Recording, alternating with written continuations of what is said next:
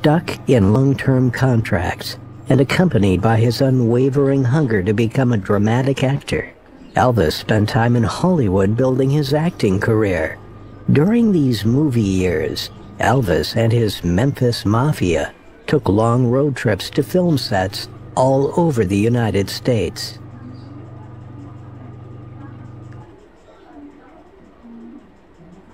Oh man, they were wonderful years. They were the best. The movie years were the best years that I spent with him. They were not only the first years I spent with him, but they just far outweigh the touring. You know, it wouldn't have bothered me if he had never toured again. I mean, if he had just kept, but he wanted to make other movies, and he should have. He should have had more drama, because you see King Creole and Jailhouse Rock, you know he can carry a drama. He can carry a role.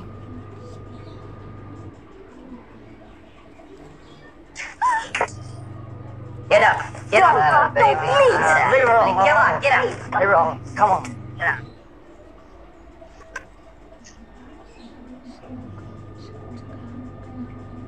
Oh, boy. You're a pretty fancy performer, ain't you? Now you know what I do for an encore. Okay.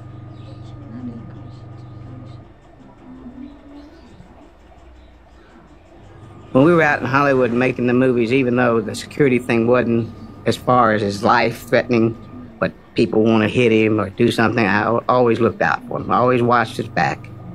Always observed people around him, trying to see if I found someone that was going to sneak up there and try to sucker punch him. So that was just natural to do. I was there in case they did, and I was always right close to him, so I would be between them and take him out. And the contracts were signed 4 years in advance. So I had thought that they would try to get a new property for me or give me a chance to show some kind of acting ability or do a very interesting story. But it did not change. It did not change. And so I became very discouraged. They couldn't have paid me no amount of money in the world to make me feel any self-satisfaction inside. He talked about them as being travelogues starring Elvis Presley. He said, I'd go somewhere and I'd get in a fight and I sing to women and I sing to the guy after I hit him, and he would make little jokes about it. He says, travelogue, Hawaii, Mexico, you know, everywhere he went. I had to. What would you like to do? That's hard to say.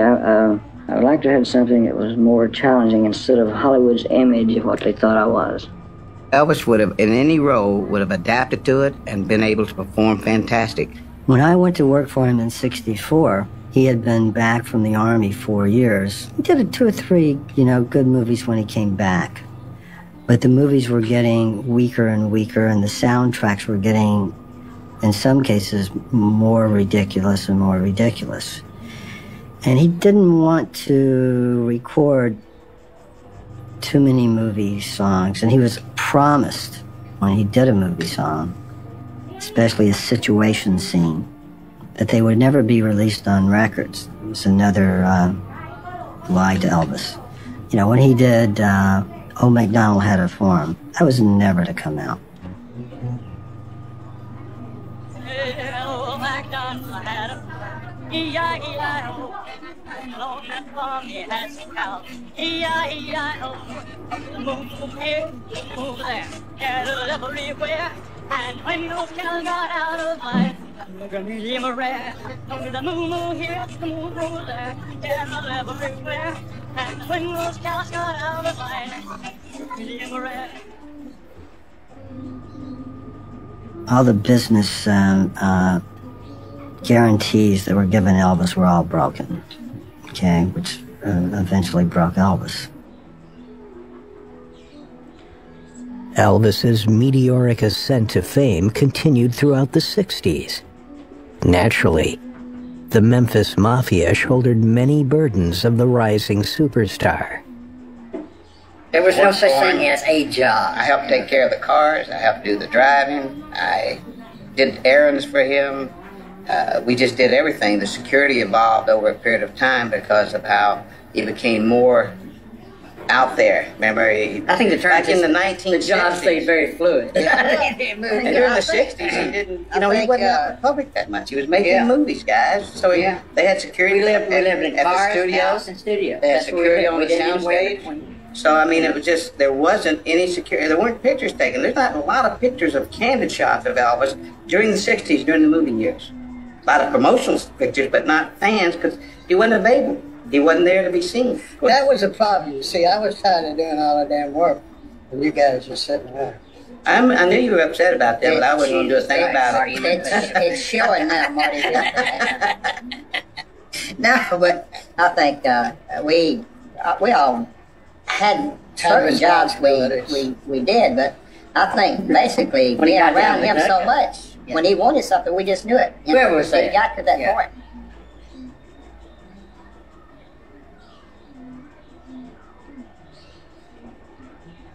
In the movie years, the drugs were in control. The sleeping pills and the uppers.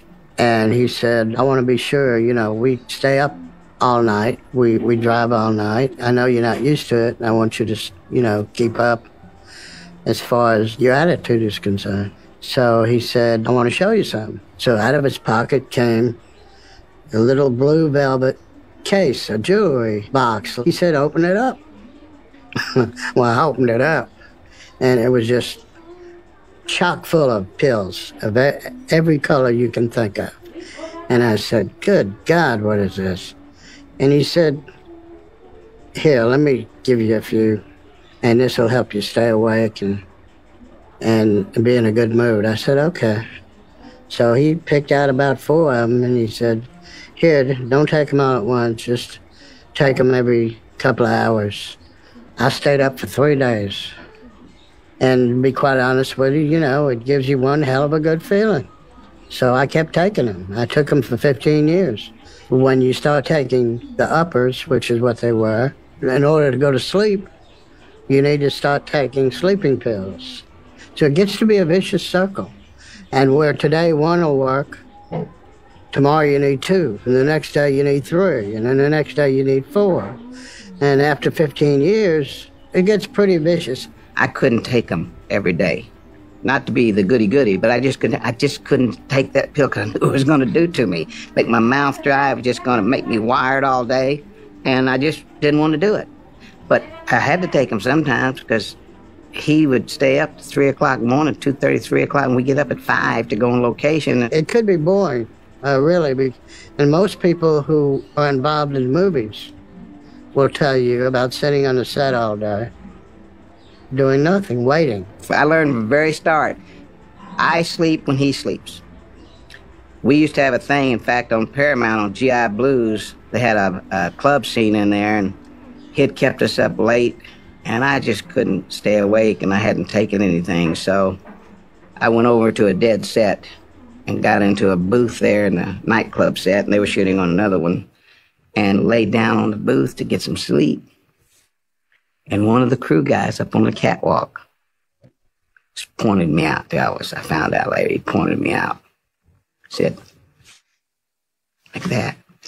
And Elvis came around when he got through with his business. He came around and looked for me. And he saw me through there because there was a couple of tables stacked up, and I had to kind of put a little camouflage so I couldn't be seen easy. Oh, man. He threw that table and chair, and I woke up straight up. He said, damn you, Sonny, I told you, you sleep when I sleep. I said, I'm up, boss. I just took a break,